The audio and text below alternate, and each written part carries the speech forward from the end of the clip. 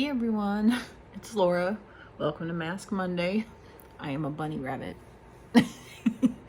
Having a little problem with this piece, but I always do. I should have cut it. I didn't bring scissors with me. Anyway, I am doing this Behydrated Skin mask from the Creme Shop that I got from Kim at Kimmy's Boxes. So thank you, Kim. We'll see how long this part lasts on me. This is the part that always falls off. And then underneath you probably can barely see, but I've got some eye masks on, these Rodial Dragon's Blood ones that I got from Ipsy. So I'm going to do some questions. These are from the same website that I got the questions that I did on last week's Mask Monday. These are personal history questions, and there's 15, but I'll do 10 and see where we are on time. The mask is supposed to stay on for 15 to 20 minutes, but I don't like to make my videos that long, so we'll see. I'll try to do it like in 10 minutes. So number one, have you ever had something happen to you that you thought was bad but turned out to be for the best? Yes, and I would say having an ex breakup with me at the time was just devastating, and obviously turned out for the best because a few years later I met Ricky. So yay. What was one of the best parties you've ever been to? Some of the most fun parties are more recent ones. Well, not in the last year or two, but like in the last 10 years or so. When my best friend turned 40, we threw her a surprise party at a mutual friend's house, and it was so much fun. And then I used to, before I met Ricky, I would have like girls' nights here at the condo, and we would play games and stuff. And those are some of the most fun parties. I prefer more intimate stuff like that, not, you know, huge crowds. Like even my best friend's 40th, there was like 10 people maybe at the most. So that's what I prefer. I don't like big parties with lots of people. What was the last movie, TV show, or book that made you cry or tear up? I've been watching the Olympics like all weekend, and I always cry at those little, you know, personal interest stories that they always do. So I would say that. What's the hardest thing you've ever done? Probably going back to school when I was in my 30s to get my master's degree. Don't recommend it. It was really hard. What was the last experience that made you a stronger person?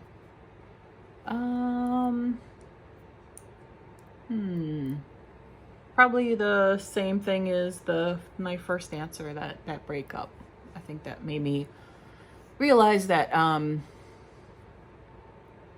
that I deserved more than what I had. It took him, unfortunately, dumping me for me to realize that he wasn't the right person for me. And yeah, so made me stronger. It made me more picky, which is a good thing, you know your worth and make sure you find somebody that knows that as well. So what did you do growing up that got you into trouble? So like at home, I was a pretty good kid. I didn't get spanked a lot. In school, I would get into trouble, like I'm thinking like grade school, not so much high school or middle school, but grade school, because I talked. I wouldn't stop talking. When was the last time you had an amazing meal?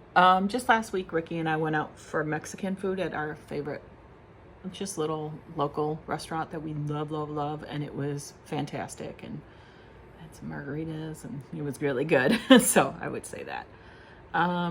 What is the best / worst gift you've ever given or received?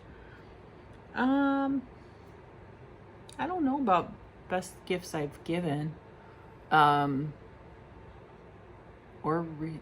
can talk about ones I've received that were good. I mean, obviously the best gift ever was my engagement ring. Even though I knew it was coming, but still, I didn't know what it looked like or anything like that. And the worst gift, this is really dating myself. So this is in the late 90s, when the movie Titanic was so popular, and I had a VCR. Hopefully most of the people watching this knows what that is. And I asked the guy I was dating at the time for a copy of that movie because I just loved that movie. And he took that as me being like some Leonardo DiCaprio like fangirl or something, which, you know, when that movie came out, I was in my late 20s. So it's not like I was some tween or something. Instead, he bought me a copy of the Romeo and Juliet movie with Leonardo DiCaprio, which I actually don't like that version of the movie. But even if I did, like, that's not what I asked for. I asked for Titanic, and he got me that one instead. And when I said that to him, I was like, oh, this isn't really the movie I wanted. He goes, well, they didn't have Titanic. How many stores did you go to? One? Because this is back when you go to, like, Best Buy or Suncoast at the mall. Yeah, he went to one store, and they didn't have it. And just thought, oh, I'll just buy her a different movie instead. I ended up giving that to somebody else. Anyway, there's probably been some worse ones, but that's the first one that popped into my head. Number 9, what do you miss most about being a kid? Just being carefree and like not stressing about everything, you know? That's the best part about being a kid, playing and not having a care in the world. What is your first memory of being really excited? Boy.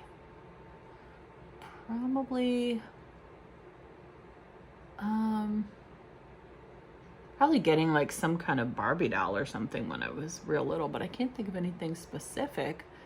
When I got my first kitten, although I was like 11 or 12, but that was probably the most excited I ever was, because we had a dog growing up and I loved the dog, but I always wanted a kitty when I was a little girl, and we didn't get one till like I was 12, and I was so excited.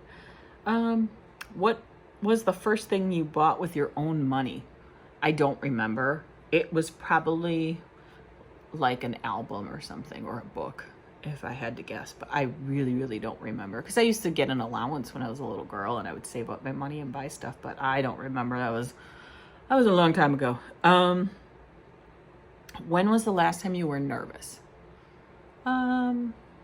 At work, I had to give a presentation, and I don't get like super nervous. This is driving me crazy, guys. Sorry. I don't get super nervous, but I do get a little bit, you know, just butterflies for like the first minute or two. So that was just 3 weeks ago, I think. What is something you learned in the last week? I just learned yesterday from Cici, from Cici's Trail Size Life, that the banana flavor in candy that I think is disgusting, like Banana Runs or, you know, that kind of Laffy Taffy, that banana flavor. She said that's what bananas used to taste like here. And in Europe, they still have this type of banana that tastes like that. It has to do with like the, I don't know, the way, like maybe pesticides or something. I can't remember exactly what she said, but she said that that banana flavor is what bananas used to taste like, and you can still get a variety that tastes like that in Europe. She's a wealth of knowledge, that one. What story does your family always tell about you? Oh, God. I don't even want to say. Oh. I mean, well, yeah. I had an accident in kindergarten, and they pinned a note to my shirt that said, Laura had an accident today, and made me walk home with it.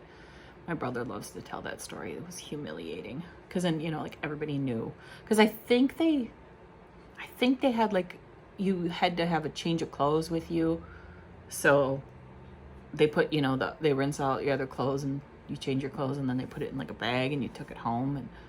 But it was the fact that the note was pinned to my shirt and it wasn't folded, like anyone could see it. So kids saw it when I was on my way home from school. It was very traumatic, because I was like 5.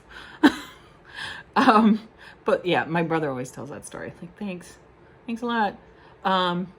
The last one is, at what age did you become an adult? I mean, you know, technically it's 18 or 21, depending on your perspective. But for me, it was probably more like 23, 22, when I first moved out on my own. That's when I officially felt like a grown-up, like an adult. So those are the 15 personal history questions. So I'm going to pause this and let this, even though this part's bone dry, I don't know what it is about my chin. Maybe it's because I'm talking. I don't know. But this is still kind of wet. So I'm going to let this part sit for a little bit, and then I will come back in a few minutes and let you know what I thought. Okay, be right back. Okay, I am back. I took the mask off and I kind of been massaging the serum into my skin. It feels really good. So thank you, Kim. Again, this was the Be Hydrated Skin, the bunny mask from the Creme Shop. And then I did the Rodial Dragon's Blood eye masks. I'll be honest about these. Not my favorite because they're very thin and they were like rolling up when I took them off the little paper to put them under my eyes. I prefer the more like the foil, I think, like the Wander Beauty baggage claim masks are my favorite. Those aren't bad. I mean, once I got it on, it felt okay, but I don't know that I got the full benefit because, like I said, it was kind of like part of it was curled under and I'm a mess. I think it's the nails. So anyway, thanks for watching, guys. I'll keep mentioning it till it ends that I've got that Dollar Tree makeup collab video and it has giveaways. There's 11 of us in there, so I will put that link in the description box below if you haven't looked at that. You want to check that out. That goes through the 21st. So I think that's everything. I am about to go put icing on some cupcakes that I'm making for my husband because he's at work and he's having a crappy day. He told me, so I felt really bad, and he likes the funfetti ones, and they were on sale at Aldi for 67 cents for a box and 67 cents for the frosting, and they weren't expired. I have no idea why. Maybe because they were, I don't know if they thought it was like a 4th of July thing. I mean, they're funfetti. That's year round. Anyway, so I'm making him cupcakes and they will be waiting for him when he comes home at like 1 in the morning or something when I'm already sleeping. So I'm filming this on Sunday night. Anyway, hope you guys had a great weekend and that your Monday is off to a good start and that you have a great week as well. Thanks for watching. I'll see you on my next video. Bye-bye.